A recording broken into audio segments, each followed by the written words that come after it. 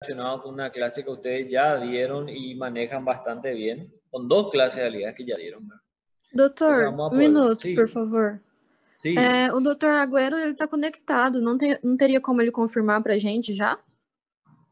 No sé si él está conectado presencialmente o solamente su perfil está conectado, por eso no te quiero responder eso. Entendi, obrigada.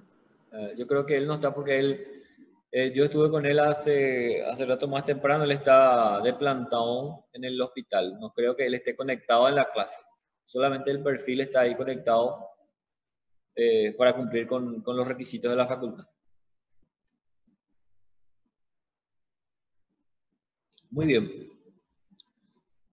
Atienden en este caso clínico, vamos a ir analizando y vamos a ir entrando ahí en la clase, ¿verdad? Imagínense ustedes de aquí a ver, 2, 3 años más como encargados de una guardia ahí del servicio de urgencia, de pronto socorro del centro de salud de su comunidad, de ahí donde ustedes están. Y llega a usted un paciente llamado Cristiano Ronaldo, me imagino yo, fanático del fútbol, ¿verdad? De 19 años de edad, estudiante universitario, que refiere dolor abdominal. Ese fue su motivo de consulta y como ya vienen ustedes viendo hasta esta altura del año y hasta esta altura de nuestra materia, el dolor es el síntoma principal, el más frecuente síntoma en cirugía, ¿verdad? En lo que refiere a patologías quirúrgicas. Este dolor abdominal de Cristiano Ronaldo inició aproximadamente 8 horas antes de su ingreso. Cuando hablamos de horas de evolución, eso generalmente se refiere a una patología aguda, ¿verdad? De reciente inicio. El dolor empieza en epigastrio, inicialmente una leve intensidad. Creyó que sería algo tan pasajero, ¿verdad? Porque era tan leve, ni siquiera era un dolor, sino más bien una molestia vaga en la región de epigastrio. Pero después de unas 4 horas del inicio, ese dolor irradia, migra hacia fosa ilíaca derecha, y es ahí donde se vuelve más intenso. Además, presentó náuseas y vómitos de contenido líquido en moderada cantidad. Presentó además sensación febril, un concepto que tienen que ir familiarizándose, ¿verdad? Cuando decimos sensación febril es cuando el paciente refiere haber percibido una sensación ahí febril, pero no pudo graduarse, ¿verdad? No tenemos ahí una objetivación si hubo fiebre o no hubo fiebre. Y por último refiere también falta de apetito, ¿verdad? Lo que conocemos desde el punto de vista médico como anorexia. El paciente no tiene apetito.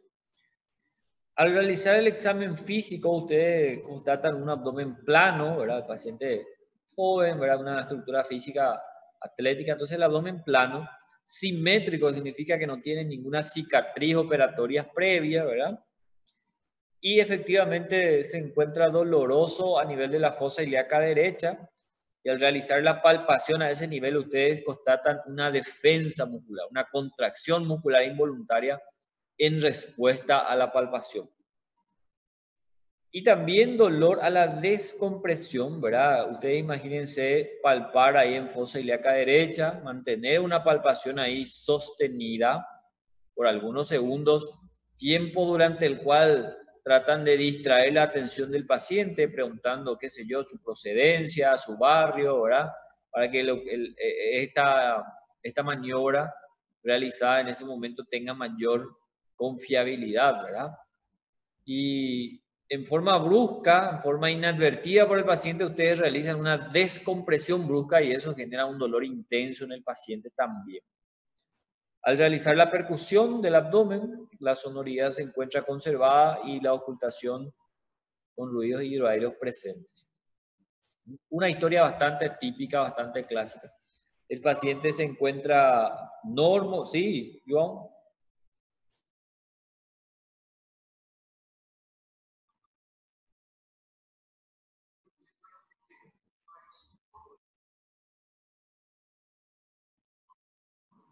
No.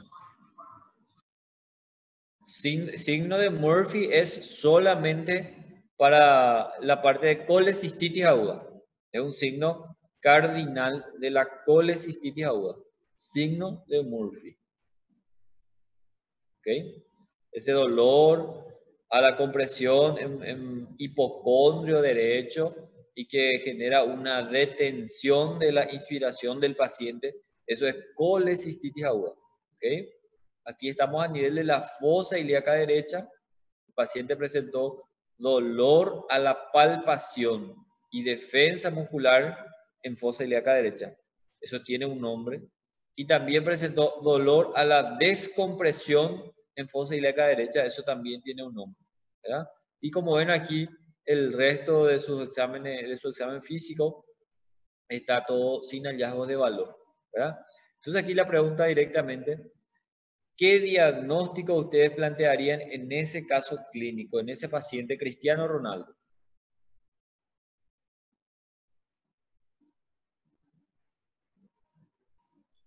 Apendicitis aguda? Apendicitis aguda, dice la compañera. Muy bien. ¿Alguien tiene otra opinión o está de acuerdo con la compañera? Isso mesmo, profe. ¿Están de acuerdo, verdad? Muy bien. Y fíjense que se trata de un cuadro típico de algo que ya aprendieron ustedes con el doctor Agüero, una apendicitis aguda. Y simplemente, fíjense lo que les voy a decir, simplemente de escuchar los datos de su historia clínica, los datos de su anamnesis y de escuchar los datos encontrados al examen físico, ustedes pudieron hacer ese diagnóstico, pudieron pensar ahí fácilmente en el diagnóstico de una apendicitis aguda, ¿cierto? Ahora bien, les pregunto, en la anamnesis, en ese interrogatorio, ¿qué es lo que más les llamó la atención para pensar en una apendicitis aguda, en esta parte de la anamnesis? Inicia no epigastro e depois vai para a cilíaca direita. Bueno, ¿cómo se llama esa presentación? ¿Cómo se llama esa cronología ahí de los síntomas? Eso tiene un nombre específico. Yo sé que ustedes ya aprendieron, por eso le estoy preguntando. Pregunta de examen.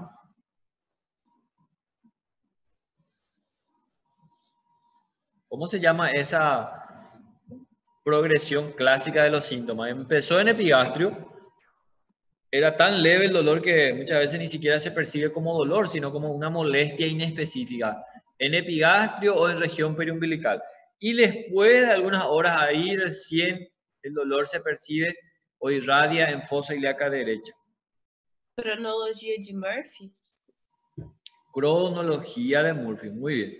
Entonces ahí, João, no confundas signo de Murphy a una cosa, cronología de Murphy es otra cosa. Como lo dice el nombre, cronología es la secuencia de síntomas que aparecen en un paciente con apendicitis aguda, ¿verdad? Cronología.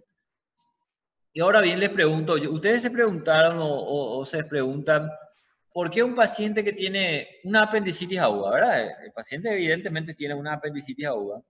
Ustedes todos saben por anatomía que el apéndice se proyecta en la fosa ilíaca derecha.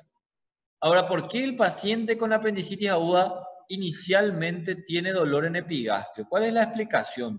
¿Será que el apéndice migra ahí en epigastrio inicialmente y se encuentra ahí en epigastrio? ¿O cuál es la explicación? ¿Qué aprendieron ustedes? Uma inflamação nele?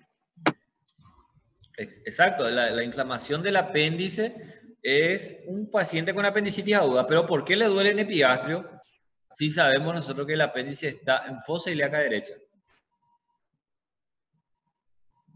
Dolor reperido, eu acho que é o nome. Não sei. ¿Qué significa eso? Eso es lo que tienen que entender. ¿Por qué ocurre eso? ¿Qué significa el dolor referido? Así es. Dolor Así se referido llama. é quando não encosta no peritoneu ainda, né, prof? Aí é um dolor inespecífico. Ahí, por ahí va Eu la não sei cosa, se é muy por bien. causa da embriologia, né? É um dolor onde é a mesma massa embriológica que originou e dá em outro lugar. Así mismo, muy bien. Entonces, fíjense que el apéndice, así como todos los órganos, tiene una inervación visceral, se llama, ¿verdad? La inervación visceral está dada por fibras nerviosas amielínicas, ¿verdad? Que son malas conductores del dolor, ¿verdad? Y que además tienen una estación común, ¿verdad? Antes de llegar a percibirse en la corteza cerebral como dolor, tiene una estación que es el plexo solar, el plexo celíaco, ¿verdad? Es el sitio común donde otros órganos también viscerales acuden ahí primero como una estación antes de llegar a la corteza cerebral. Por eso que el paciente con apendicitis aguda inicialmente siente un dolor ahí periumbilical o en epigastrio, mal delimitado, mal definido, no sabe decir exactamente dónde le duele. Siente una molestia ahí inespecífica, ¿verdad? Pero con el correr de las horas, ese apéndice inflamado comienza también a inflamar el peritoneo parietal de la región. El peritoneo parietal, sin embargo, tiene una inervación muy rica en fibras mielínicas, fibras que son excelentes conductoras y efectivas conductoras del dolor, que inmediatamente se percibe en la corteza cerebral y el paciente ahí sí puede realmente localizar y señalar dónde es el sitio exacto del dolor. ¿Okay? Esa es la explicación de esta cronología, inicialmente en epigastrio y luego en fosa ilíaca derecha. Y además, la cronología también se acompaña de algunos signos. ¿Verdad? ¿Cuáles son los signos? Estos signos que acompañan pueden estar presentes, así como también pueden estar ausentes. No es algo muy objetivo, ¿verdad? Náuseas, puede haber vómito, puede haber o no fiebre, no es habitual la fiebre. Generalmente se describe una febrícula, ¿verdad? Y también la anorexia. La anorexia puede estar presente o puede estar ausente. Algunas literaturas más tradicionales, algunos cirujanos más antiguos, valoraban demasiado la anorexia y hoy día eso no es tan así, ¿verdad? Muchos de los antiguos maestros decían que si un paciente no tenía anorexia, entonces eso alejaba el diagnóstico de apendicitis aguda. En realidad no es así, ¿verdad? Es un síntoma que puede estar presente o ausente, ¿verdad? Recordar también que esa cronología de Murphy clásica que estamos viendo en este caso de Cristiano Ronaldo no siempre está presente, ¿verdad? Vamos a ver, y saben ustedes que por la literatura entre 40 a 60% nada más de los pacientes presentan esta cronología típica. Otros pacientes vienen directamente ahí con dolor en fosa ilíaca derecha, una manifestación directamente de fosa ilíaca derecha, ¿ok? Bueno, y el examen físico. ¿Qué signos ustedes pudieron identificar? Ustedes ya aprendieron esta materia, por eso yo les pregunto. ¿Qué signos físicos pudieron identificar en este examen físico?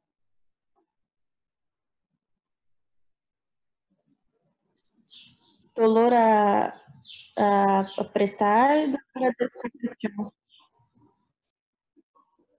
Muy bien. ¿Cómo se llama el dolor a la compresión en fosa ilíaca derecha? Tiene un nombre. Signo de McBurney. Ahí está, excelente. Signo de McBurney. Dolor a la compresión, ¿cierto? Y el dolor a la descompresión. Signo de Bloomberg. Signo de Bloomberg. Muy bien. Eso es importante que sepan, chicos, ¿sí? Y ustedes si agarran cualquier literatura de cirugía o incluso cualquier artículo en internet de apendicitis aguda, van a encontrar una infinidad, una lista inmensa de signos al examen físico, ¿verdad? Y cada día van surgiendo, parece que los autores, los cirujanos, van encontrando alguna forma de describir algún signo y ponerse un nombre, ¿verdad? Parece que es una lista inmensa, pero lo que tienen que saber son los más importantes, los más clásicos. El signo de Bloomberg, el signo de McBurney, el signo de Robson, el signo de Jacob. Bueno, eso van a aprender mucho mejor en la práctica mismo el año que viene en semiología quirúrgica, ¿verdad? Pero fíjense que con estos simples hallazgos del examen físico ustedes pudieron pensar correctamente y hacer el diagnóstico de una apendicitis aguda, ¿verdad? Lo demás, el examen físico está conservado, no hay ningún dato relevante de valor. Y aquí viene una sencilla pregunta. El diagnóstico, creo que ya todos ustedes pudieron interpretar y realizar. Hicieron el diagnóstico simplemente ahí por escuchar la historia clínica, la anamnesis y por escuchar ahí los datos del examen físico. Y aquí viene otra pregunta. ¿Es necesario solicitar otro estudio auxiliar para hacer el diagnóstico o no? ¿Qué les parece?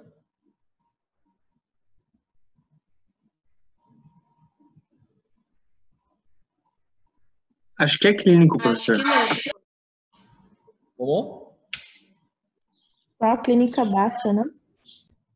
Eso, muy No. bien. Eso tienen que dominar y tienen que estar seguros de eso, ¿verdad? Porque es una pregunta clásica Hasta ahora todavía se sigue preguntando en cualquier examen de cirugía, tratando de hacerles caer, vamos a decir, en la tentación de responder que necesitamos pedir algún laboratorio o que necesitamos pedir algún estudio de imagen, ¿verdad? Vamos a ver que esos estudios son importantes, pero en algunos casos. Pero si sale una pregunta así en el examen, ¿cómo se realiza o cuál es la forma de realizar el diagnóstico de una apendicitis aguda? No duden, por favor, en responder que el diagnóstico es clínico. Hay un término muy popular en medicina que ya habrán escuchado hablar, que dice que la clínica es soberana. No existe ningún estudio auxiliar que reemplace a una buena historia clínica y a un buen examen físico. ¿Okay? Y eso se cumple perfectamente en la apendicitis aguda. El diagnóstico es clínico. Ustedes mismos ya hicieron el diagnóstico aquí solo de escuchar esos datos, ¿verdad? Y por tanto, no es necesario solicitar algún otro estudio auxiliar complementario para cerrar el diagnóstico. Fíjense eso, es importante. Ingresamos a un paciente, Cristiano Ronaldo, en las urgencias. Lógicamente le vamos a pedir ahí algunos estudios de rutina, pero no con el objetivo de hacer diagnóstico, ¿entienden? No existe ningún estudio de laboratorio que nos dé diagnóstico, que nos selle ahí el diagnóstico de apendicitis aguda. Pero como todo paciente que va a ingresar a un servicio de urgencia y que eventualmente va a ingresar a un centro quirúrgico para una cirugía, obviamente necesitamos un estudio básico, ¿verdad? Vamos a solicitar un hemograma, ¿verdad? Un hemograma. ¿Qué esperamos encontrar en ese hemograma? En el caso de una apendicitis aguda. Leucocitosis. Una leucocitosis, muy bien, pero una leucocitosis que no es muy marcada, chicos, ¿ok? Una leucocitosis ahí ligera que oscila entre los 11, 12, 13.000 aproximadamente. No suele pasar de 15.000. Otro detalle, un hemograma normal no va a cambiar nuestro diagnóstico. Nuestro diagnóstico ya fue hecho. Por eso es que no necesitamos del hemograma para hacer el diagnóstico de apendicitis aguda. ¿Okay? Hallazgo frecuente, leucocitosis ligera. Pero si viene normal, no se descarta el diagnóstico. ¿Okay? Y completar los estudios de rutina. Hacer ahí un estudio de orina simple, orina tipo 1. Lo mismo voy ahí. Si viene alterado la orina, no vamos a descartar nuestro diagnóstico. Nuestro diagnóstico ya fue hecho. No olvídense ahí de descartar el diagnóstico. Ya hicieron el diagnóstico, ya está hecho, ¿verdad? Orina normal, eso apoya aún más el diagnóstico. Pero una orina patológica tampoco descarta el diagnóstico de una apendicitis aguda. Puede haber una contaminación de esa toma de muestra o puede haber una infección ahí por contigüedad del proceso inflamatorio. ¿Ok? Sobre todo cuando la posición del apéndice es intrapélvico, ¿verdad? Bueno, hacer una radiografía simple de tórax, ¿verdad? Para descartar una patología pulmonar de base. Hoy día está tan de moda el COVID-19, ¿verdad? Hay muchos pacientes asintomáticos y de repente un paciente ahí que tiene una disociación clínico-radiológica. Un paciente que aparentemente está bien, pero los pulmones están condensados totalmente, con imágenes de condensación. Entonces eso se puede detectar en una radiografía simple de tórax. Por eso termina siendo de rutina. Detectar patología pulmonar de base, ¿verdad? Un electrocardiograma, lo mismo, ¿verdad? Para detectar alguna patología ahí cardiovascular, por ejemplo, una cardiopatía que tal vez el paciente no se conoce portador, ¿verdad? Y entonces podemos detectar. Para eso son los estudios que vamos a pedir, no para hacer diagnóstico de apendicitis aguda. ¿Ok? Y más aún, si se trata de un paciente varón de sexo masculino, ¿verdad? Valga la redundancia, donde el cuadro es tan típico, y ustedes se imaginarán qué otra situación clínica podría presentarse en fosa ilíaca derecha en un varón. Y probablemente es o apendicitis aguda, o es apendicitis aguda, o es apendicitis aguda. Es como siempre decimos, ahora no hay mucho que confundir ahí. Entonces en el paciente varón no suele ser necesario solicitar, por ejemplo, una ecografía o mucho menos una tomografía. Esos estudios imagenológicos están reservados para los casos donde hay dudas diagnósticas. Y generalmente las dudas diagnósticas surgen en una paciente de sexo femenino, ¿verdad? Donde tenemos que descartar ahí patologías anexiales o tenemos que descartar ahí patologías de origen urinario, que es más frecuente en el sexo femenino, ¿verdad? Las infecciones urinarias son más frecuentes, algún tipo de pielonefritis, ¿verdad? Entonces, vuelvo a repetir, diagnóstico de apendicitis aguda es por la clínica. Los estudios auxiliares son para complementar, para apoyar nuestro diagnóstico que ya está establecido.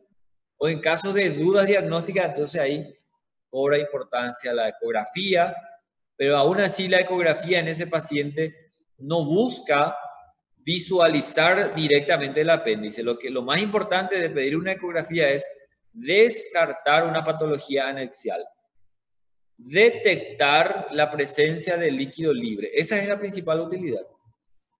Y el mejor estudio auxiliar diagnóstico en caso de dudas, vuelvo a repetir, paciente con duda diagnóstica, y tenemos que pedir un estudio auxiliar, el más sensible de todo es una TC, una tomografía de abdomen. Esa sí nos puede dar datos más objetivos en relación a las características inflamatorias del apéndice, el espesor de su pared, la clásica imagen en diana, así se llama. Imagen en diana o imagen en aubo, dicen en portugués, ¿verdad? Aparece un aubo ahí, donde se tiran esas flechitas. ¿Por qué? Porque la pared del apéndice está tan engrosada que impresiona ver varias camadas del apéndice. ¿Okay? Y también la tomografía nos da datos importantes en relación a los tejidos regionales. La grasa periapendicular, el meso, presencia de líquido. ¿Okay? Entonces, eso tienen que saber. Y finalmente les pregunto, ¿el tratamiento de la apendicitis aguda cuál sería? Cirugía. Muy bien, cirugía. Todavía, hasta hoy día, la cirugía es el tratamiento de elección, el gold estándar en la apendicitis aguda. Pero lo más completo y lo más correcto hoy directamente deberían hablar de una cirugía laparoscópica, ¿verdad? Esa es la vía de abordaje ideal, preferencial, la apendicectomía videolaparoscópica o simplemente laparoscópica, como quieran llamarlo, ¿verdad? Un minutito, ya vamos a continuar aquí. Que vinieron nada más a abrir la puerta, parece que están conociendo ahí la facultad, algunos interesados. Bueno, ¿qué le estaba diciendo? El tratamiento quirúrgico, ¿verdad? La vía de abordaje es uno de los procedimientos quirúrgicos técnicamente más sencillos, ¿verdad? Si bien nunca es como la literatura lo describe, ¿verdad? Ya he visto casos y casos, hay casos de apendicitis aguda técnicamente tan sencillo que terminamos en 10, 15 minutos, y hay casos de apendicitis aguda que son técnicamente muy dificultosos y podemos terminar incluso en una cirugía un poco más compleja, ¿verdad? Entonces, nunca se olvide de eso. Cada paciente es distinto. Ustedes ya saben algunas variantes ahí anatómicas de la posición del apéndice. Todo eso dificulta muchas veces la técnica. Pero, en fin, la apendicectomía es uno de los primeros procedimientos quirúrgicos realizados por cualquier residente de primer año de cirugía, ¿verdad? ¿Por qué? Porque técnicamente es fácil. Ahora les pregunto, ¿se puede hacer el tratamiento curativo de un paciente con apendicitis aguda sin cirugía o no? Acho que não. Ok. ¿Alguno tiene una opinión distinta?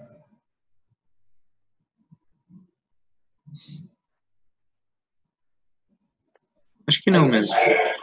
No, ¿verdad? Bueno, hay muchas cosas que van cambiando en la medicina, algunos paradigmas, como se dice, ¿verdad?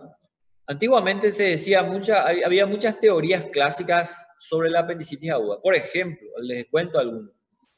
Hay un término popular en cirugía que dice que el apéndice o la apendicitis aguda no debe ver el sol. ¿Qué significa eso? Si un paciente llega a la noche con apendicitis aguda, ese paciente tiene que operarse ni que sea en la madrugada, porque eso puede evolucionar rápidamente a una peritonitis. Bueno, ese era un término clásico y antiguo que se tenía, y hoy día no es tan así. La medicina ha cambiado bastante, y hoy sabemos que no es necesario correr con el paciente a quirófano, ¿verdad? Hay que preparar a ese paciente, hidratarlo bien, eso va a repercutir en una mejor recuperación. Entonces muchas veces hay que poner en la balanza, conviene entrar a operar a un paciente a las 3 de la madrugada en un estado donde el cirujano tal vez está ahí cansado, somnoliento, no está con las pilas 100% cargadas, o mejor esperar ahí a las 7 de la mañana, donde todos están ahí con la mente fresca, ¿verdad? Y operar a ese paciente evitando cualquier complicación que podría surgir. Entonces hoy día eso también ha cambiado. Antiguamente no podría amanecer ningún paciente con apendicitis aguda, por ejemplo, en el ámbito quirúrgico. Hoy día se puede dejar ahí operar a primera hora en la mañana, ¿verdad? Con mayor tranquilidad, con mayor serenidad, ¿verdad? Un paradigma que ha cambiado. Otro paradigma que ha cambiado, el estudio diagnóstico, como ya les dije. El principal estudio diagnóstico hoy día es la tomografía en casos dudosos, ¿verdad? Es el de mayor sensibilidad. Y otro paradigma también que hoy día viene ganando terreno, si bien todavía no es muy difundido por distintas razones que les voy a comentar, es el tratamiento. Actualmente también muchas corrientes quirúrgicas en todo el mundo están realizando el tratamiento no quirúrgico de la apendicitis aguda, así mismo como están escuchando, ¿verdad? En pacientes seleccionados. Sim. Eu retirei minha apêndice e já faz uns 7 anos, só que até hoje, às vezes, quando eu espirro, dói muito e queima no local. É normal? No es normal, no es habitual eso, pero tal vez eso se relacione con la cicatriz operatoria, ¿verdad? No con un proceso apendicular, no con un proceso intraabdominal, probablemente por la cicatriz operatoria que quedó ahí en ese sitio. ¿Okay? Gracias, profe. Bueno, entonces les decía que muchas corrientes quirúrgicas en el mundo están haciendo todavía producto de varios estudios de seguimiento, sobre todo, ¿verdad? En pacientes seleccionados, inmunocompetentes, jóvenes, diagnosticados en las primeras horas de evolución del cuadro y que son tratados en centros hospitalarios que cuentan con quirófano, personal anestésico y cirujanos las 24 horas. Entonces en esos casos se está planteando hacer un tratamiento médico. ¿Qué significa eso? Así como habíamos hablado en tratamiento médico para la colecistitis aguda, dejar a ese paciente internado, recibiendo analgésicos, antiinflamatorios, antibióticos y en una observación clínica cercana, ¿verdad? Entonces, eso es tratamiento médico de la apendicitis aguda. Tienen que saber entonces que existe una modalidad también nueva, todavía no difundida, todavía no considerada como una alternativa válida, ¿verdad? La mayoría de los centros quirúrgicos, el gold estándar es la apendicectomía. Pero de repente algún examinador ahí actualizado que quiera explorar esa respuesta, entonces pueden estar ahí atentos a eso, ¿verdad? ¿Por qué todavía no está bien, no está difundido y no va ganando terreno esa modalidad terapéutica?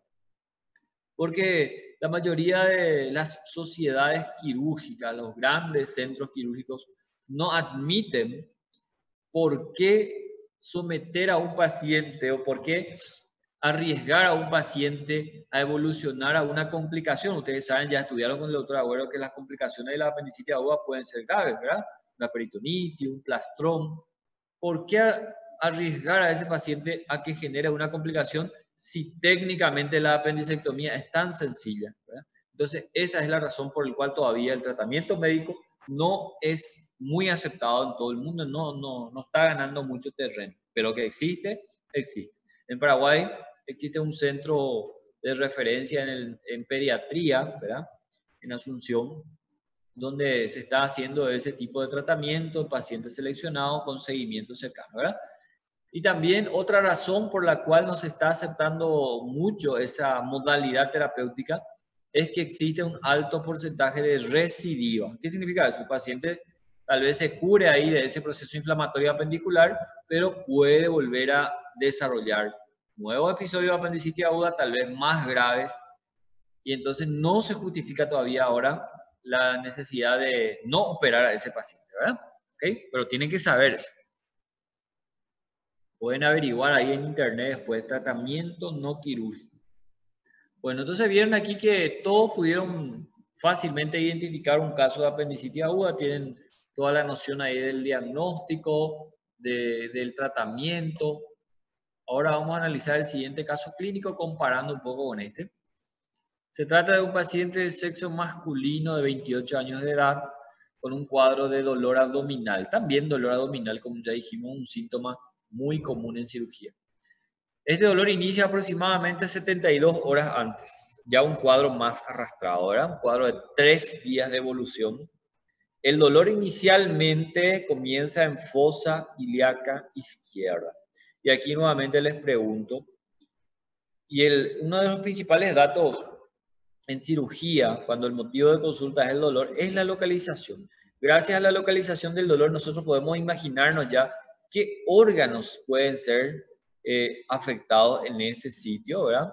Y en base a eso ya qué diagnóstico probablemente tiene ese paciente. Entonces yo les pregunto ahora, imaginando en fosa ilíaca izquierda, ¿cuál puede ser el diagnóstico de un paciente simplemente por ese dato? Dolor en fosa ilíaca izquierda.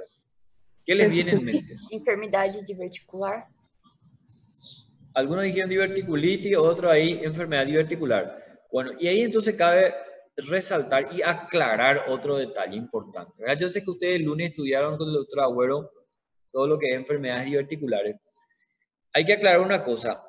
Enfermedad diverticular es una cosa y diverticulitis es otra cosa, totalmente diferente, ¿verdad?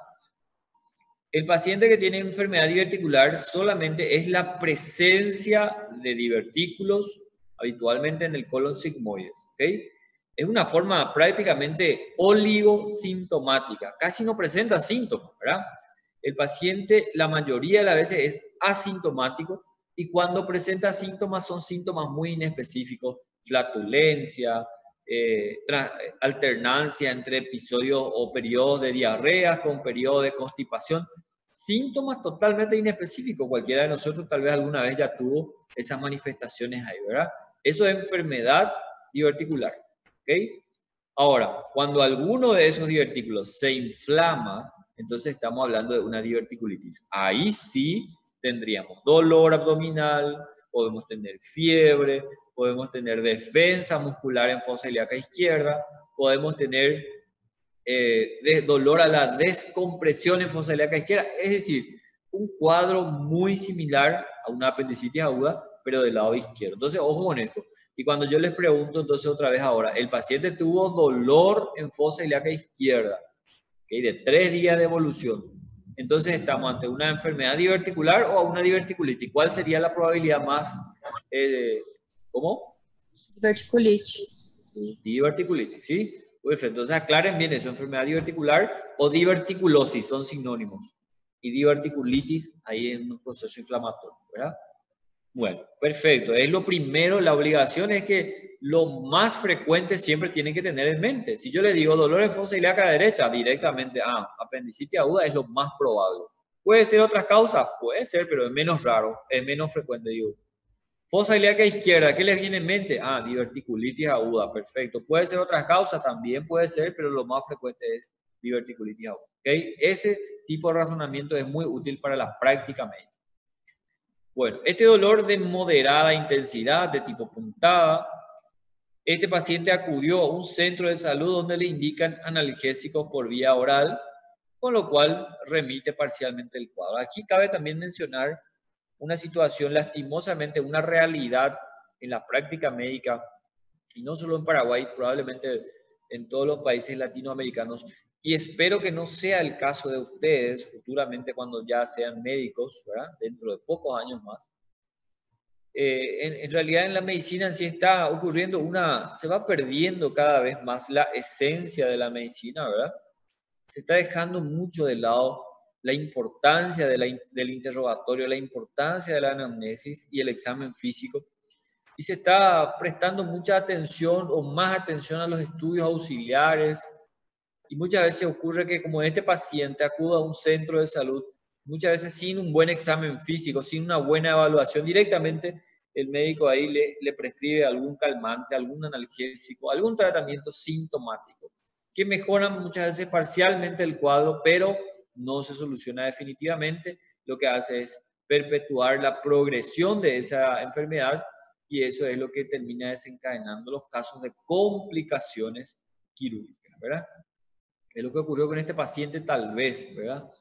Otra situación también que cabe mencionar, no todo es culpa de los médicos, ¿verdad? Algo tal vez mucho más común en nuestro medio, en la población latinoamericana en sí, es el mal hábito de la automedicación, ¿verdad?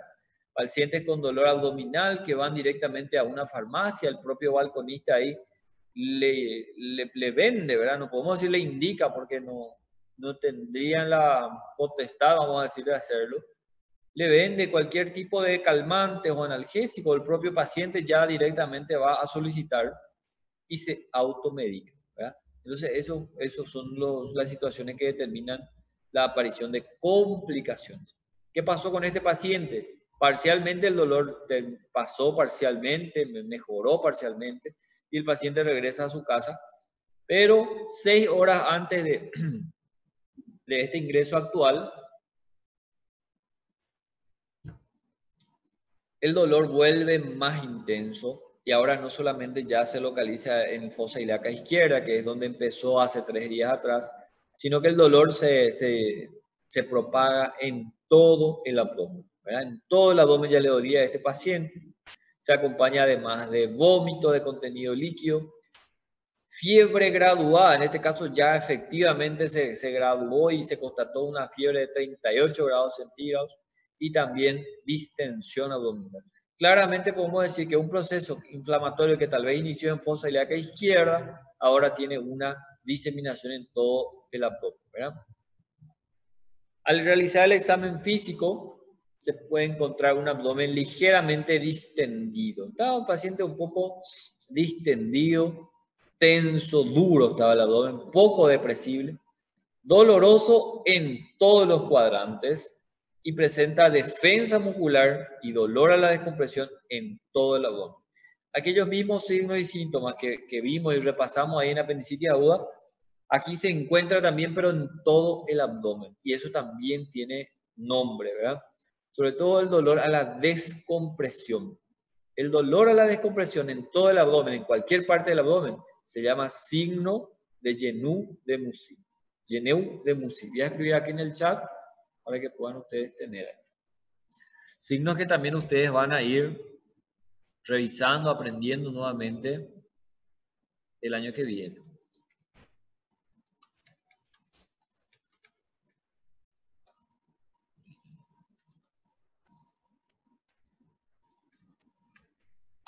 Bueno, con estos datos entonces aquí podemos ir viendo qué diagnóstico les viene en mente, qué diagnóstico podemos plantear.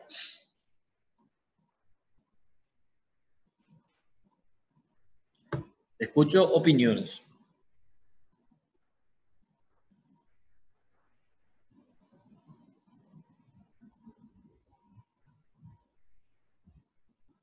¿Me escuchan? ¿Alguna idea? No tengan miedo de responder lo que les venga en mente. A ver, Joe. Pode passar o caso Diverticulitis, perfecto. Pensamos que tuvo una diverticulitis, pero ustedes ya estudiaron con el doctor Agüero la diverticulitis, ¿cierto? La diverticulitis no tiene por qué doler en todo el abdomen. La diverticulitis es como una apendicitis aguda, pero en fosa ilíaca izquierda. Lo que tuvo el paciente hace 3 días atrás es compatible con una diverticulitis aguda. Probablemente este paciente tuvo una diverticulitis aguda hace 3 días atrás. ¿Y ahora? Doutor, como irradiou para toda a parte abdominal, o dolor, então a gente já pode associar com uma peritonitis. Muy bien, exactamente. Entonces, ahí sí podemos estar pensando ya en una progresión ya más generalizada en toda la cavidad abdominal, en toda la cavidad peritoneal, y eso en ese contexto entonces debemos hablar de lo que sería una peritonitis aguda generalizada en este caso, que generalmente ocurre a consecuencia de un proceso inflamatorio que está localizado en algún órgano, como una apendicitis aguda o como en este ejemplo, en una diverticulitis aguda que no fue tratada adecuadamente o no fue diagnosticada y luego evoluciona a una repercusión generalizada, ¿verdad? Entonces sí podemos plantear aquí el diagnóstico de una peritonitis aguda. ¿Ok? Y fíjense en la siguiente pregunta también, similar a lo que hicimos en la apendicitis aguda. ¿Es necesario algún otro estudio para cerrar el diagnóstico de peritonitis aguda o no?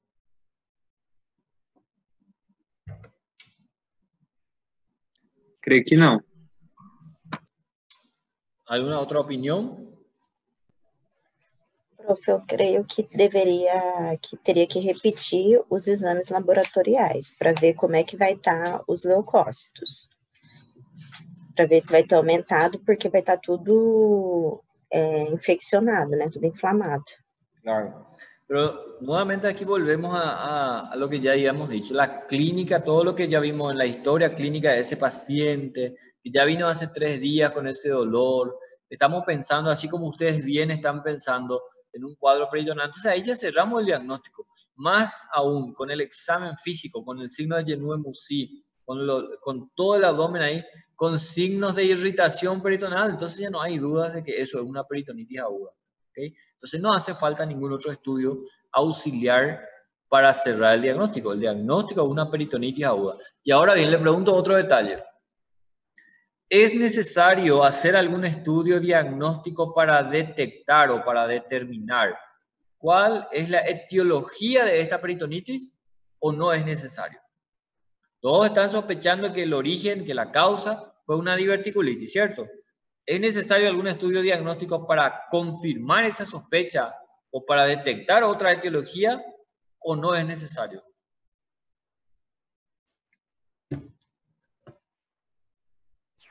Eu acho que é necessário. Es necesario. ¿Qué, por ejemplo, le pedirías a este paciente? Ataque, Un ataque. tomografia. Y vamos a suponer que la tomografía te dice que es una diverticulitis. ¿Cuál es el tratamiento? Dissecção, queimar, como é que fala? Corta, queima, não lembro como é que fala o nome. O sea, cirugía, ¿cierto? Vamos a resumir. Si te dice que es una diverticulitis complicada, es cirugía el tratamiento, ¿cierto? Vamos a suponer que te dice que es un tumor de colon perforado. ¿Cuál es el tratamiento? Cirugía también. Vamos a suponer que la tomografía dice que es un apéndice que está perforado y que está un poco lateralizado hacia la izquierda, por eso el dolor estaba ahí seguramente. ¿Cuál es el tratamiento en ese caso? También cirugía, ¿verdad? Entonces, fíjense que no importa cuál sea el origen de la peritonitis, el tratamiento siempre va a ser cirugía. El tratamiento siempre va a ser una laparotomía exploradora o una laparoscopía exploradora. Es lo mismo, hoy día también se puede hacer por video laparoscopía, ¿verdad? Entonces, cuando hacemos el diagnóstico de peritonitis aguda, no importa saber exactamente o imprescindiblemente el origen de esa peritonitis. Lo que sí sabemos es que tenemos que llevar a ese paciente a quirófano y ya durante la exploración quirúrgica vamos a confirmar exactamente cuál es la causa y al mismo tiempo también vamos a estar tratando. ¿Entienden? Entonces no hace falta pedir. En otro grupo me dijeron, por ejemplo, que pedirían una colonoscopía a ese paciente en el caso clínico, lo cual está totalmente contraindicado, ¿verdad? En una simple diverticulitis aguda ya está contraindicado, y más aún si esa diverticulitis aguda probablemente está perforada y derramada a cavidad, con más razón está contraindicado una colonoscopía, por ejemplo. No está mal pedir una ecografía. ¿Qué nos va a decir la ecografía? Bueno, aquí hay 600 ml de pus o de líquido libre. Eso, por supuesto, ahí con más razón y con más seguridad confirma nuestro diagnóstico de peritonitis. O la tomografía también nos va a decir, hay mucho líquido libre o hay un proceso inflamatorio en fosa ilíaca izquierda, ¿verdad? Pero como les dije, eso no va a cambiar la conducta. La conducta siempre va a ser una laparotomía exploradora, ¿verdad? Bueno, laboratorialmente, así como cualquier otro paciente, debemos pedir una rutina. Aquí esperamos encontrar una leucocitosis más marcada, ¿verdad? Esperamos encontrar neutrofilia importante. Fíjense la hemoglobina y el hematocrito bastante elevado. El paciente está hemoconcentrado. El paciente tiene la función renal ligeramente alterada. Es un paciente totalmente distinto a ese paciente con apendicitis aguda. El paciente con apendicitis aguda no tenía ninguna afectación en otro órgano, en otro sistema. Acá ya tenemos una afectación renal. La glicemia está normal, el resto está normal. Radiografía de abdomen de pie, vemos aquí niveles hidroaéreos. ¿Okay? Debido a que en la peritonitis aguda se produce una parálisis de la musculatura intestinal. ¿Verdad? Simplemente el peristaltismo ya no funciona adecuadamente y eso se traduce con niveles hidroaéreos. Ecografía, lo que ya les dije, aquí nos muestra líquido libre en cavidad abdominal, ¿verdad? Y tomografía también, esa es su utilidad, ¿verdad? Y por último la conducta, laparotomía o laparoscopía exploradora, ¿ok? Bueno, entonces vamos a hablar de peritonitis aguda. Vamos a descansar ahí unos 10 minutitos para entrar en esta clase. Básicamente todo lo que ya vimos en ese caso clínico, ustedes van a poder matar ahí con toda tranquilidad el resto de la clase, ¿ok?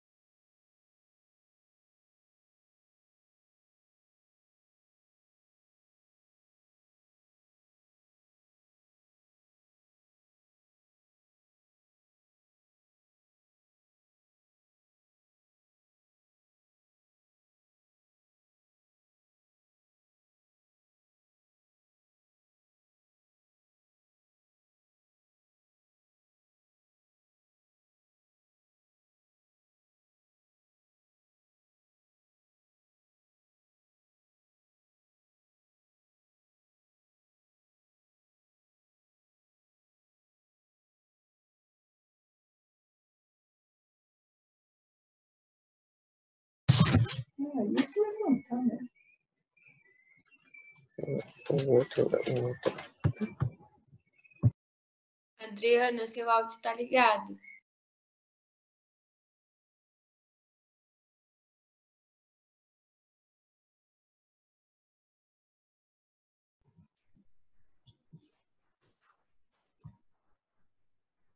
Muy bien, chicos, vamos a terminar nuestra clase. Como ya dijimos, la peritonitis aguda, entonces se trata de una inflamación ahí aguda del peritoneo, independientemente de la etiología. Tenemos diversas etiologías que pueden ser los orígenes, ¿verdad? O los focos de infección de toda la cavidad peritoneal. Pero independientemente de eso, lo que implica esto es un proceso inflamatorio del peritoneo de ambas hojas, ¿verdad? En su evolución intervienen distintos factores, ¿verdad? En cuanto al origen, la edad es importante porque distintas patologías son frecuentes en ciertas fajas etarias, ¿verdad? Y otras son en otras fajas etarias, ¿verdad? En pacientes jóvenes, en pacientes pediátricos y en pacientes de mayor edad. El sexo referente a las patologías anexiales o patologías ginecológicas del sexo femenino, y el embarazo también influye en la evolución de estos cuadros, ¿verdad? Por ejemplo, la propia apendicitis aguda tiene una evolución distinta por el útero gravídico que termina desplazando mecánicamente al apéndice, ¿verdad? Generando dolores en localizaciones un poco más superiores, ¿verdad? Síntomas atípicos. Esto es lo principal que tenemos que saber de esta parte, de lo que ya vimos de la clínica, el diagnóstico, ¿verdad? Y la clasificación tenemos en cuenta 3 enfoques, 3 puntos de vista, ¿verdad? Y es lo que tenemos que saber bien. El enfoque clínico-quirúrgico, la clasificación clínico-quirúrgica divide la peritonitis aguda en 2 grandes tipos. Las sépticas, como el nombre ya lo dice, ¿verdad? En aquellos donde existe la participación de gérmenes como causantes ahí del proceso inflamatorio e infeccioso del peritoneo. Y las peritonitis asépticas que vamos a ir viendo más adelante, ¿verdad? Peritonitis sépticas. En este caso, desde el comienzo del cuadro existe la participación de gérmenes, ¿verdad? La contaminación a su vez puede ser espontánea o provocada. Espontánea, por ejemplo, son gérmenes provenientes del tracto digestivo, del tracto urogenital, que terminan invadiendo así la cavidad peritoneal y generando una infección del peritoneo. O provocada por, como dice el nombre, por maniobras, ya sea quirúrgicas o por traumatismos abiertos, con introducción de objetos ahí extraños en la cavidad abdominal, estudios radiológicos también y maniobras abortivas, ¿verdad? Lo que sí debemos saber es que en la séptica entonces existe desde el inicio, el causante de todo el proceso son gérmenes. La vía de contaminación más común es la directa o local, ¿verdad? Donde incluye ahí distintas formas de peritonitis por perforación intestinal, ya sea de una víscera intestinal hueca o una ruptura de una colección infectada que hasta ese momento tal vez está limitada y que una vez rota, ¿verdad? Eso disemina el proceso infeccioso a toda la cavidad abdominal, ¿verdad? Es el clásico ejemplo de los abscesos, ¿verdad? Y los traumatismos, ¿verdad? Aquí vemos, por ejemplo, una perforación intestinal donde hay derramamiento directamente a la cavidad peritoneal de líquido intestinal con alto grado, alto contenido de gérmenes. Aquí vemos en el caso un intestino grueso donde la contaminación naturalmente es mucho más intensa, ¿verdad? Es mucho más cantidad de gérmenes, gram negativos, anaerobios y otras vías de contaminación menos habituales que vamos a ir viendo más adelante. Y la otra clasificación clínico-quirúrgica es la aséptica, como ya adelantamos antes. En este caso, se trata de un proceso inflamatorio o de una reacción peritoneal, pero inicialmente en ausencia de gérmenes contaminantes, ¿verdad?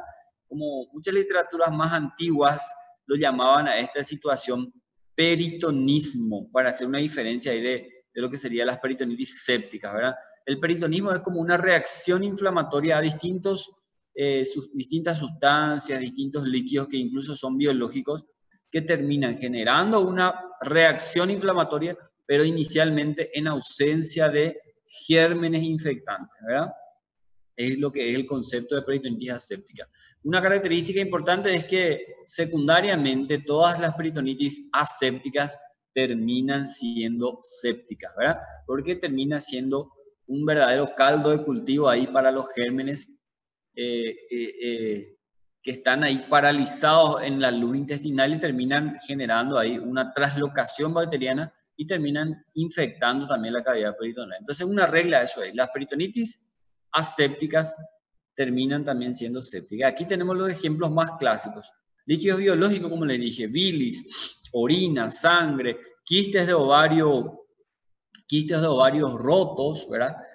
Todos estos líquidos terminan generando una irritación peritoneal, una inflamación peritoneal, que en principio está exenta de gérmenes, pero finalmente terminan sobreinfectándose.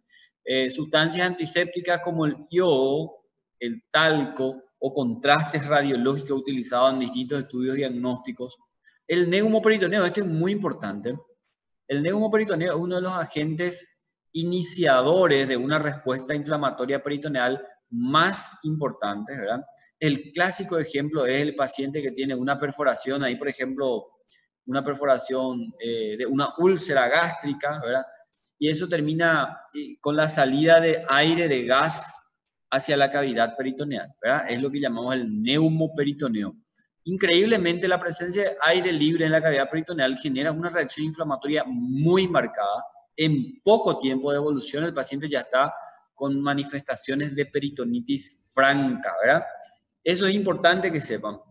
A diferencia de las otras etiologías, como por ejemplo la apendicitis aguda complicada, la propia diverticulitis aguda complicada, como vimos en el caso clínico, tuvo que haber pasado 3 días o incluso más para que un proceso inflamatorio diverticular o apendicular se transforme en una peritonitis generalizada. ¿Entienden? Fíjense, 3 días como mínimo, 3 días o más, a veces 4, 5 días.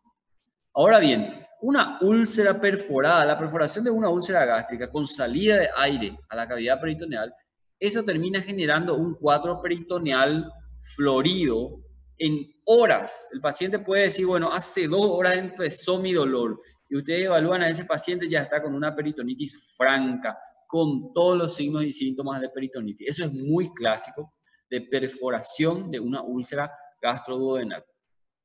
Otras situaciones de peritonitis aséptica son los cuerpos extraños olvidados en el abdomen, ¿verdad? Los llamados oblitos, de la palabra latín que significa olvidados. Entonces los oblitos son todo material extraño como gasas, compresas, materiales de sutura que fueron ahí olvidados o que quedaron en la cavidad abdominal en una cirugía previa, ¿verdad?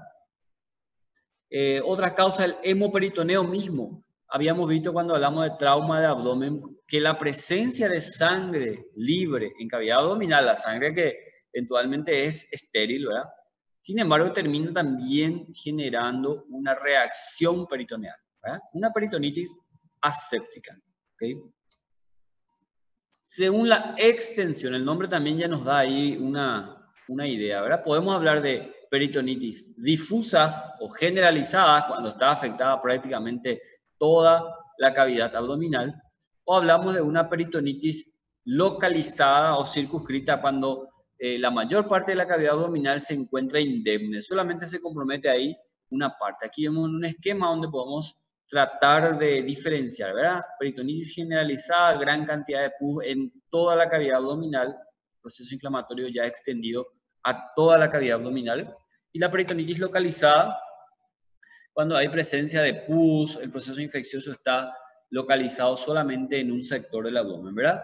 Es difícil de objetivar esta diferencia. Muchas literaturas consideran una peritonitis generalizada a partir de 100 ml de pus en adelante, ¿verdad? Mayor a 100 ml de pus ya se considera como una peritonitis generalizada. Y hasta 100 ml de pus aproximadamente, entonces una peritonitis localizada. Otras literaturas más tradicionales dicen que para hablar de peritonitis generalizada tiene que estar afectado por lo menos 2 cuadrantes o más, ¿verdad? Y en el caso de una peritonitis localizada está afectado solamente un cuadrante del abdomen, ¿verdad? Y esta es la clasificación más importante que se pregunta bastante en todos los exámenes y tampoco será la excepción en la nuestra, ¿verdad? La clasificación según el origen de esa peritonitis, ¿verdad? Si el origen está en la cavidad abdominal, si el origen está alejado del abdomen, ¿verdad? ¿O cuál es el origen? Entonces ahí hablamos de primaria, secundaria y terciaria. La peritonitis primaria es aquella donde no se evidencia la existencia de un foco de contaminación intraabdominal. Es decir, ese paciente tiene un proceso inflamatorio del peritoneo. Tiene pus en la cavidad peritoneal, porque eso ocurre a consecuencia de la peritonitis. Pero al operar a ese paciente, no encontramos afectación de ninguno de los órganos intraabdominales. El apéndice está sano, no existe ahí divertículos en el colon sigmoides, no hay una úlcera perforada. Todos los órganos intraabdominales están sanos, pero sí hay una peritonitis. Entonces eso significa peritonitis primaria. Como ustedes se imaginarán, es prácticamente imposible hacer el diagnóstico en forma preoperatoria, ¿verdad? Esto terminamos objetivando durante el acto quirúrgico. Este tipo de peritonitis es más común en la población pediátrica. ¿Por qué? Porque generalmente el foco infeccioso o el foco de origen de esa infección es extraabdominal y habitualmente vías respiratorias, a partir de una otitis media, ¿ok?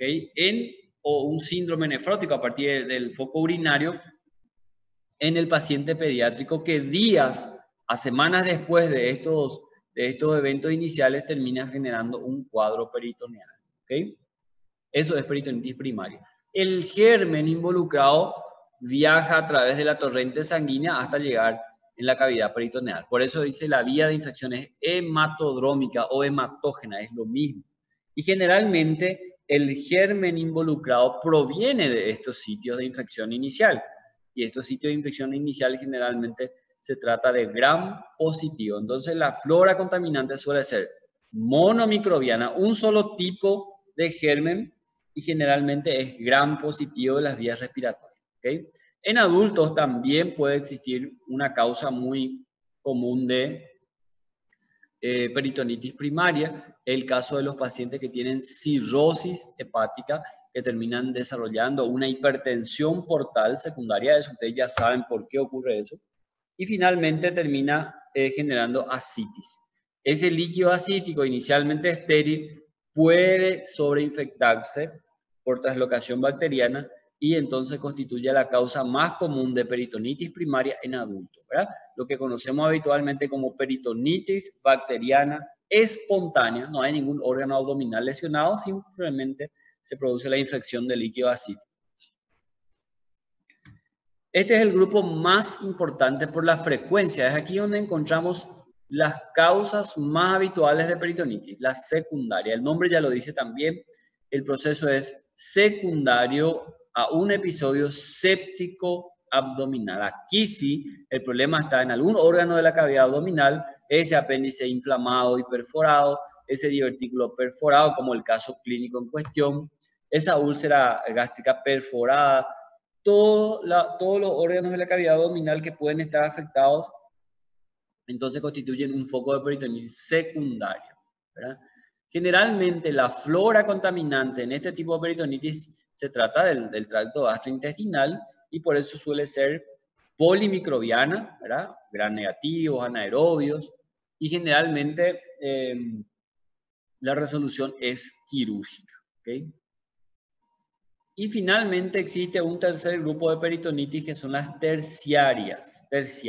Se trata de cuadros difusos, rebeldes al tratamiento, persistentes, de esos pacientes que ya fueron intervenidos quirúrgicamente en 2, 3 oportunidades y que persiste con el cuadro séptico a nivel abdominal. Generalmente este cuadro séptico se encuentra oculto en forma de alguna colección entre las asas intestinales, en algún cuadrante ahí del abdomen, o también clásicamente constituye una peritonitis terciaria cuando ese cuadro o ese foco séptico oculto se trata de un oblito, ¿verdad? De una compresa que está ahí en la cavidad abdominal generando el proceso inflamatorio crónico. Esto generalmente se da en pacientes que tienen algún tipo de inmunodepresión, ¿verdad? Y por eso es que ocurre ahí esa traslocación bacteriana como agente ahí precursor de este tipo de peritonitis. Ahí vemos el ejemplo clásico, el esquema, ¿verdad?, de lo que sería una peritonitis secundaria, donde vemos por este lado patología o afecciones de todo, de cualquiera de los órganos intraabdominales, ¿verdad? Entonces el grupo, cuando hablamos de peritonitis, básicamente está representado por este tipo de peritonitis, ¿verdad? Las peritonitis terciarias, como ven aquí, se tratan de pacientes en estado crítico, habitualmente en unidades de terapias intensivas, que producto de múltiples intervenciones previas quedan muchas veces con el abdomen abierto y cerrando ahí por segunda intención, con múltiples drenajes abdominales, producto de varias intervenciones, y el paciente continúa séptico, continúa haciendo cuadros de infección secundaria al foco abdominal, ¿verdad? No se resuelve definitivamente el caso séptico en una sola cirugía. Este cuadro les voy a dejar aquí un comparativo ahí sobre los tres tipos de peritonitis según el origen, ¿ok? Tienen que saber muy bien las clasificaciones, eso yo les voy a preguntar, ¿ok? Esto también es importante. En orden de frecuencia, existen algunas etiologías más comunes de peritonitis aguda. En primer lugar, la de origen apendicular, la apendicitis aguda, que es tan frecuente en el día a día del cirujano, ¿verdad?, como causa de complicaciones y generando así una peritonitis aguda. En segundo lugar, la úlcera gastroduodenal perforada, como ya les comenté, su clínica es totalmente distinta, es muy particular y es muy fácil de indagar y de descubrir. Las pelviperitonitis en el sexo femenino, por supuesto, ¿verdad?, secundario a las infecciones de los anexos femeninos.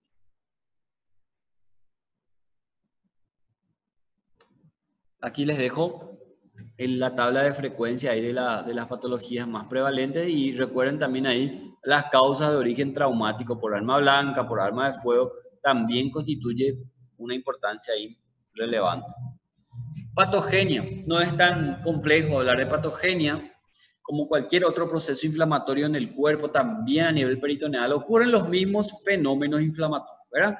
Ocurre vasodilatación, fenómenos congestivos, aumenta la permeabilidad capilar, lo cual determina ahí una exudación intracavitaria, intraperitoneal de fluido, de exudado, que está conformado por células muertas, por células inflamatorias, por fibrina, y todo eso en conjunto constituye lo que llamamos de pus, ¿verdad? También es importante mencionar esto que ya lo habíamos dicho, ¿verdad? En la peritonitis aguda clásicamente se genera lo que llamamos un tercer espacio. En el cuerpo humano existen dos espacios realmente muy útiles, que son el intravascular y el intracelular. Y también se suele formar, en este caso en la peritonitis, en la pancreatitis, en los cuadros de oclusión, se forma lo que llamamos un tercer espacio. Se trata de un secuestro de líquidos y electrolitos, ¿verdad?, que se van a acumular y están representados en el líquido libre intraabdominal, en el líquido que se acumula en la luz intestinal que se encuentra a su vez paralizada, y el edema de la propia pared intestinal. Todo eso es una acumulación de líquido que está ahí inútil, ¿verdad? No ejerce ninguna función de intercambio, nada. Al contrario, está deshidratando y está alterando el medio interno de ese paciente, ¿ok? Y finalmente, ¿sí? ¿Cómo? El tercer espacio es la acumulación de líquidos y electrolitos, ¿verdad?, que secuestran en un espacio que resulta inútil. Ustedes saben por fisiología el concepto de medio interno, ¿verdad? ¿Alguien repetí un poco lo que era el medio interno? ¿Te acordás por fisiología, verdad? Aquí llamamos medio interno. No solo intracelular.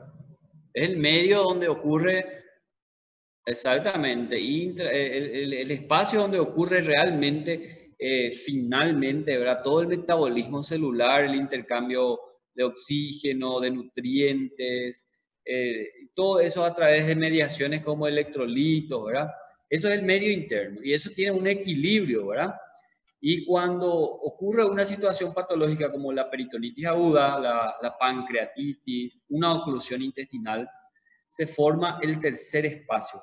El tercer espacio es un espacio virtual en el cual ocurre un secuestro de líquidos y de electrolitos y ese espacio virtual está representado por el líquido que se acumula en la cavidad peritoneal, el líquido que se estanca en la propia luz intestinal, porque el intestino está totalmente paralizado en la peritonitis, y el propio edema de la pared intestinal que se forma. En todos esos lugares se acumulan líquido y electrolito, lugares que resultan totalmente inútiles, lugares donde no se está produciendo intercambio de nutrientes, de oxígeno o eliminación de productos de desecho, ¿verdad? Por eso lo llamamos tercer espacio, un espacio inútil para el cuerpo humano, ¿verdad? No es el espacio intracelular, no es el espacio intravascular, que sí realmente son fisiológicamente útiles, ¿verdad? Entonces, eso tienen que saber en el paciente. Por más que ese paciente no está vomitando, no está teniendo pérdidas diarreicas, hay que considerar que el paciente está formando un tercer espacio y que a consecuencia de eso está deshidratado, está con alteraciones del medio interno. Si le hacemos medición de electrolitos, vamos a encontrar alteraciones de los electrolitos, ¿ok? Es un concepto ahí prácticamente virtual, pero es muy importante desde el punto de vista clínico. Y lo más grave de lo que es la peritonitis no solamente es el compromiso local, sino el compromiso general. Obviamente esto guarda relación totalmente con el tiempo de evolución del cuadro, ¿verdad? Y a consecuencia del aumento de la permeabilidad vascular del propio peritoneo, comienzan a ganar el torrente sanguíneo gérmenes, toxinas, las propias células inflamatorias, todo lo que son mediadores inflamatorios, comienzan a penetrar en el torrente sanguíneo y a viajar hasta llegar a distintos órganos y sistemas como los pulmones, generando ahí edema pulmonar, en los riñones, comienza a alterar el aparato cardiovascular, ¿verdad? Es decir, comienza a fallar todos los órganos y sistemas del cuerpo humano. El paciente con peritonitis severa tiene una alteración importante del nivel de conciencia y justamente la gravedad y la mortalidad de la peritonitis aguda se debe a la falla multiorgánica, ¿verdad? Tal vez ustedes ya habrán escuchado hablar en más de una oportunidad algún paciente que alguna vez falleció por peritonitis aguda, ¿verdad? Y esa es la causa de la muerte. No la inflamación del peritoneo, sino que la inflamación sistémica, lo que está tan de moda también en el propio COVID, ¿verdad? La causa de la muerte en el COVID no es solamente la infección viral, sino que es una respuesta inflamatoria sistémica que desencadena al paciente con enfermedad grave, ¿verdad? Bueno, esto vamos a ir pasando porque es anatomía patológica. Esta parte es justamente lo que ya les dije. Ustedes ya, por todo lo que vimos en ese caso clínico, ustedes pueden manejar ahí todo lo que se trata de la clínica del paciente, ¿verdad? El diagnóstico se realiza a través de la historia clínica, del examen físico completo y algunos estudios complementarios o estudios auxiliares. Dentro de la clínica no vamos a profundizar esta parte porque ya estamos entrando ahí en lo que sería el terreno de la semiología quirúrgica. Eso van a estudiar profundamente el año que viene. Como ven aquí, esta mnemotecnia Alicia es algo muy popular y muy utilizado en el interrogatorio del paciente que tiene dolor abdominal. Todo paciente que tiene dolor abdominal tenemos que recoger cada una de las representaciones de las letras de Alicia, ¿verdad? Aparición del dolor, localización, intensidad, carácter, irradiación y acompañantes o síntomas acompañantes. Entonces, esto es la forma de hacer el interrogatorio y eso van a aprender mejor el año que viene en semiología quirúrgica. Aquí les voy a dejar por si quieren ir leyendo. De esto me refería cuando les decía que la localización del dolor es tal vez uno de los principales datos que nos ayuda a indagar, ¿verdad? ¿Cuál puede ser el órgano afectado? Como en el caso clínico, fosa ilíaca izquierda, diverticulitis aguda. Es lo primero que nos tiene que venir en la mente, ¿verdad? Y todas son las características ahí de lo que es Alicia. Eso no vamos a profundizar nosotros, ¿verdad?